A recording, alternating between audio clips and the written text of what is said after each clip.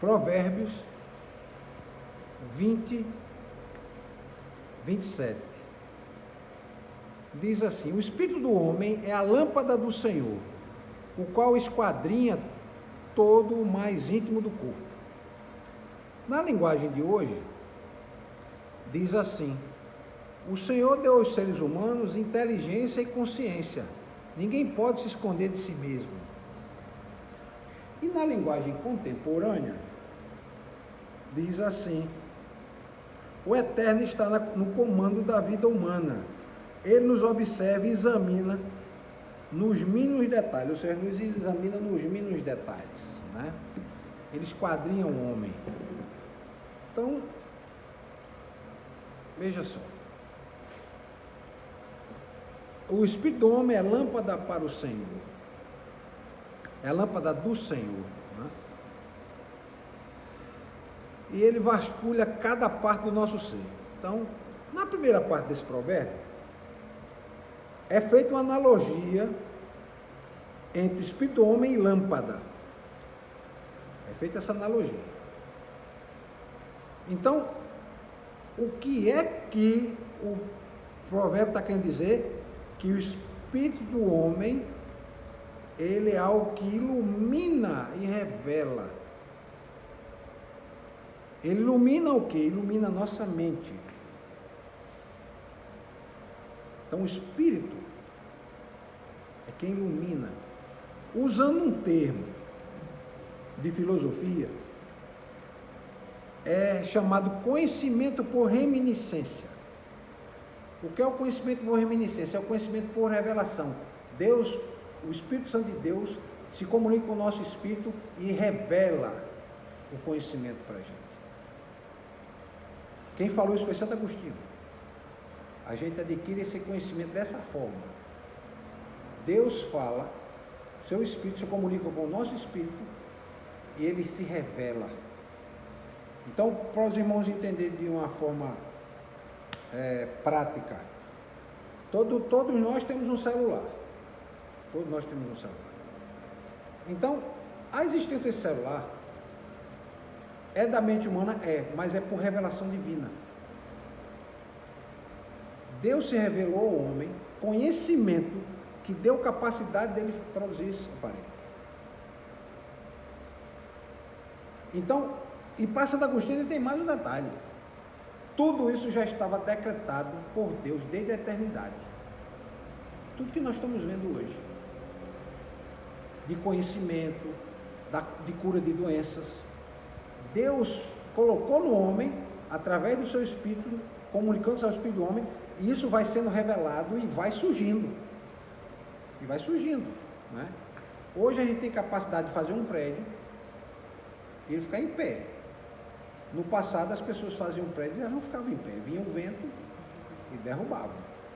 Hoje pode vir vento e muitos prédios ficam em pé, eles não caem.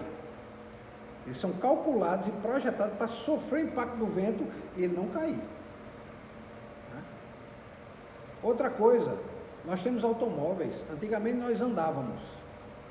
Depois nós começamos a correr, depois começamos a domesticar animais, os burros, as mulas, os cavalos, para usá-los como instrumento, como meio de locomoção. Andar mais rápido, né? Andar mais rápido. O indivíduo em cima de um cavalo, ele anda mais rápido que caminhando. Né? Ele anda mais rápido. Não é que eu estou dizendo que ele vai correndo, ele vai caminhando mesmo, andando, o cavalo andando normalmente, anda mais rápido que um homem. Então ele já ganha tempo. Aí depois o que é que surge? Vem o automóvel, que faz o homem andar 80 km a 200. Hoje já tem carro andando a 500 km por hora. Nós temos trem a 300 km por hora, 400 km por hora. Avião a 800 km por hora. Né? Então,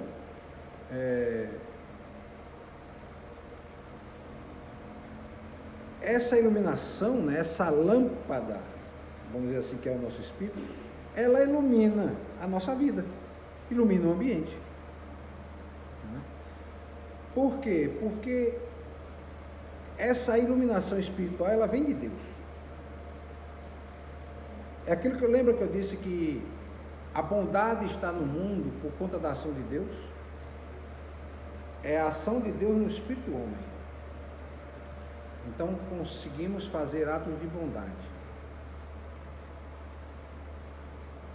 O texto diz que o espírito do homem é a lâmpada do Senhor. Lembra que é a lâmpada do Senhor? Então, quando você vê a ação da igreja, você vê a ação de quem? A ação de Deus no mundo. A igreja é essa lâmpada que ilumina, né? Para fazer o bem, para promover justiça. Vários conceitos que estão na sociedade foram apresentados pela igreja. Tá? E igreja, que eu digo, é a igreja de Cristo, não é denominação, que às vezes o pessoal confunde. Igreja de Cristo. A igreja de Cristo está em todo lugar, em vários lugares. Né? E não só em uma denominação, ou duas ou três, em várias denominações. Tá? Muitas vezes a lâmpada de Cristo também não está só em denominação, está em lugares que você nem imagina. Mas Deus está agindo. Né? Então, a segunda parte do provérbio vai trazer o quê? Um aprofundamento dessa analogia. É uma analogia forte, né? Porque o espírito do homem é a lâmpada do Senhor. E diz que o Senhor esquadrinha todo o mais íntimo do corpo.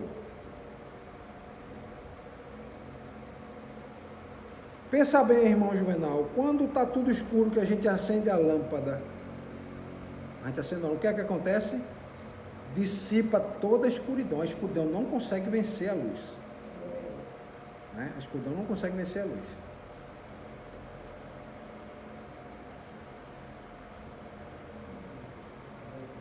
Então, cada espaço, cada canto do corpo do homem, vamos pensar assim,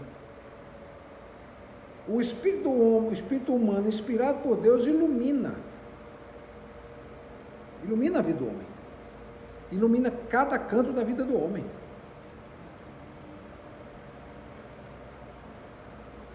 Então, nós temos que compreender que nossa natureza, ela Deus age nela por completo. Viu, irmão Juvenal? Deus age na nossa natureza por completo. Ah, não, Deus só age na minha mente. Deus só está preocupado com a minha atitude dentro da igreja, de ir no domingo na igreja. Não, Deus só está preocupado com as minhas orações. Deus está preocupado com tudo, nos mínimos detalhes. Nos mínimos detalhes. Coisas que, isso é uma mensagem surpreendente, porque em outras religiões, Deus não é assim. Deus não age assim. Só o cristão pensa dessa forma, que Deus é um Deus que não está longe, Deus está perto, Deus esquadrinha o íntimo, e Deus, ele está preocupado com cada detalhe do ser humano. E olha que quando a gente vê as notícias do tamanho do universo, é que a gente se surpreende mais ainda. Porque nós somos nada. Irmãos, se alguém chegar e colocar uma câmera filmando a Terra, você não vê pessoas.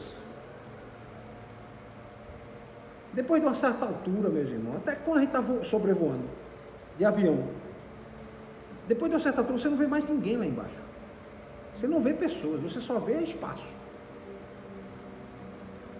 Você vê aquela vastidão de terra, entendeu? Você percebe que você está passando em cima de uma cidade, mas você não vê pessoas. Você não vê. O ser humano simplesmente desaparece da nossa visão. A 10 km de altura, você já olha para baixo, você não vê pessoas. Quando os irmãos tiverem possibilidade, vejam vídeos, né, na internet de sobrevoos, né, a certa altura, você olha para baixo, você não vê. Você vê a terra. Exatamente.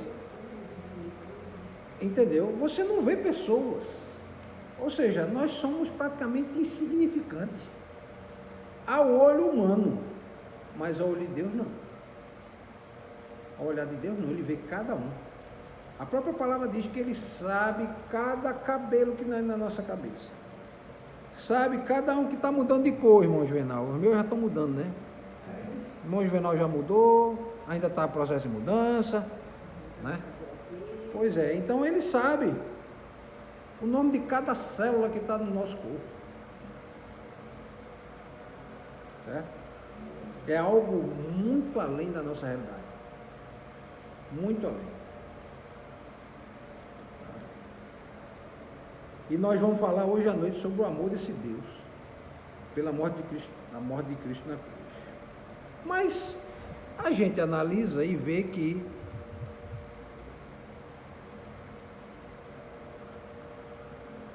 Deus, por meio do Espírito do homem, ilumina e sonda o mais profundo da nossa existência. Deus conhece plenamente quem é a irmã Clarice, muito mais do que ela mesma. Deus conhece o irmão Juvenal muito mais do que ele mesmo, irmão Juvenal. Sabia disso? Deus me conhece muito mais do que eu mesmo me conheço. É algo surpreendente. Ele conhece a mim mais do que eu mesmo. Por isso que o salmista disse, é maravilhoso demais para mim, é coisa extraordinária, é coisa que você para pensar. Eu tenho uma existência, eu tenho uma razão, eu tenho uma mente, eu tenho uma forma de pensar, eu tenho um raciocínio, eu penso, eu consigo analisar, eu sinto uma dor, eu sei onde a dor está acontecendo, tem outras dores que eu não sei como identificar, a ciência não consegue, mas Deus sabe tudo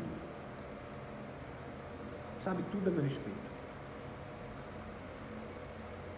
Eu até brinquei uma vez com uns amigos que eram pastores, rapaz, Deus sabe o mau caráter que mora em cada um de nós. Aí o cara disse, rapaz, também não é assim não. Eu digo, meu amigo, ó, se o homem foi concebido em pecado, Deus sabe o mau caráter que habita a gente. Aí Deus tem misericórdia da gente, aí bota bondade para a gente fazer, e pelo Espírito dele, fala no Espírito da gente, para a gente fazer bondade. Mas se a gente fosse deixar a própria sorte, a gente só ia fazer coisa errada, né? Então, o espírito humano é iluminado e guiado espiritualmente pelo Espírito de Deus. Então, por isso que nós devemos valorizar essa busca espiritual, essa orientação espiritual, para que a gente entenda a nós mesmos e entenda o propósito da vida. Que muita gente, meus irmãos, está sem propósito na vida. O indivíduo está em paz droga porque não tem propósito na vida. Uma vida de desesperança. Ele não diz como Jó diz, eu sei que o meu Redentor vive. E por isso eu me tranquilizo e sei que um dia a morte vai vir me chamar, mas eu não vou ter medo. Porque eu sei que o meu Redentor vive. Eu vou fechar os olhos aqui, abrir os olhos para a eternidade diante do meu Redentor. Entendeu, irmão Juvenal? Vai ser assim, é porque a gente tem medo do desconhecido, mas o desconhecido, para quem conhece a Bíblia, não é mais desconhecido. Para quem conhece a palavra de Deus, Deus revelou-se, Deus mostrou, usou Jesus e disse, ó, Senhor, como é que é depois da morte? Olha, tem muita coisa que vocês não vão ter condições de entender, mas eu vou dizer para vocês o seguinte, lembrem-se que vai haver o Lázaro e o rico. Tenham cuidado como vocês vivem aqui na terra. Vejam os propósitos de vida de vocês. Enquanto que o pobre clamava por minha justiça todo dia, o rico deu as costas para mim.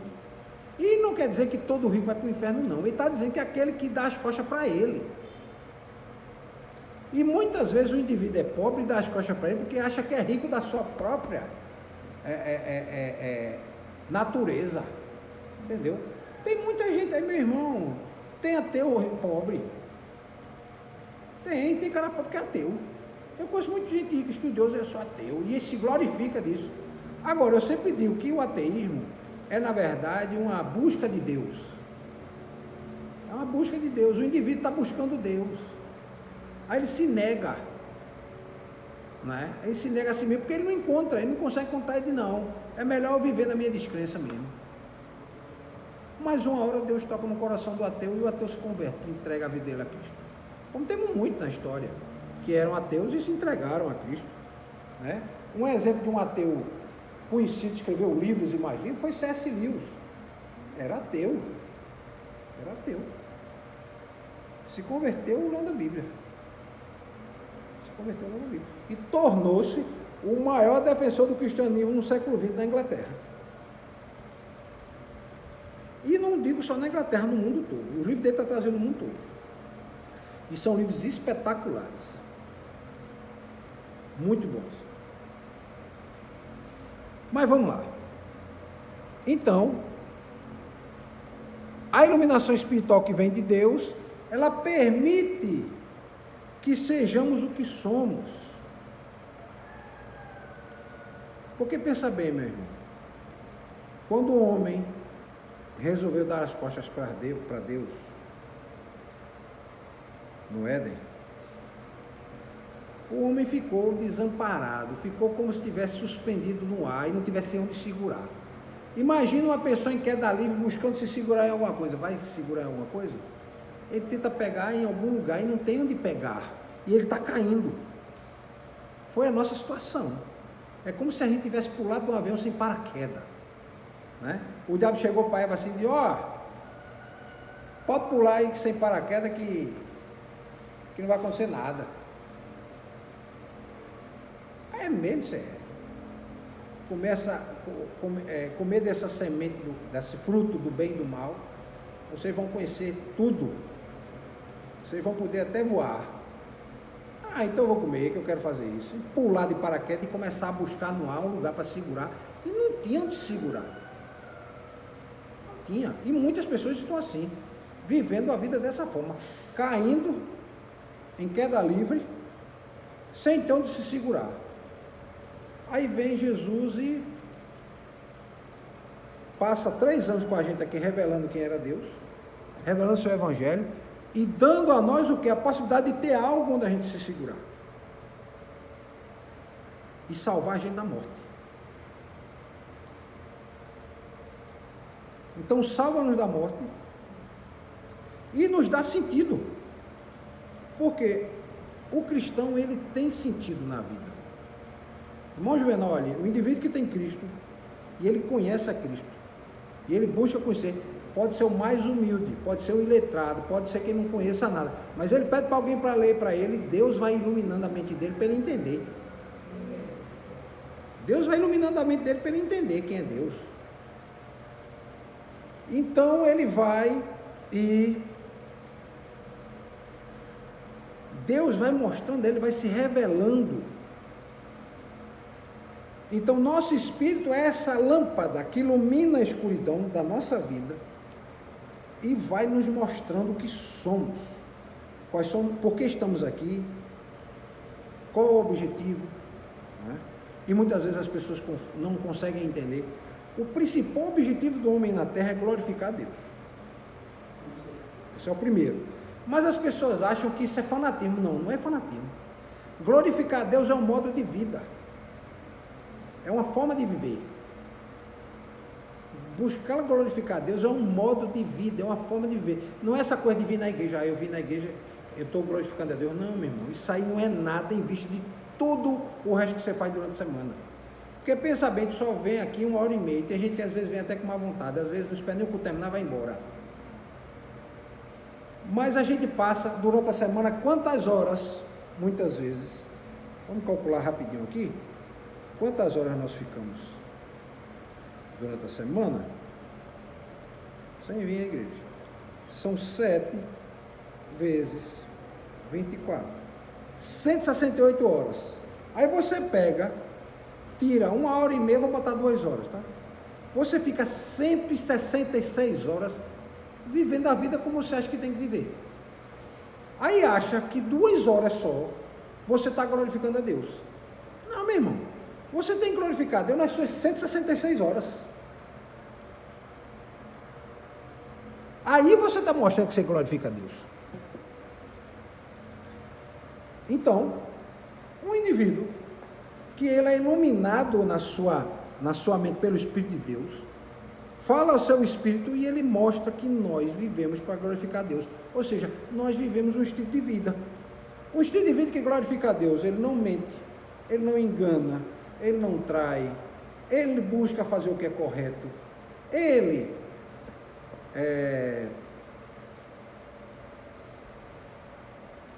busca viver integridade, ele faz o que é justo, ele busca a justiça, ele busca a paz. Estão entendendo? Isso é um estilo de vida que glorifica a Deus. Não é só vir na igreja, é durante os 166 horas que você passa fora da igreja. Então as pessoas foram criadas com essa ideia, que é um equívoco. Entenderam, meus irmãos?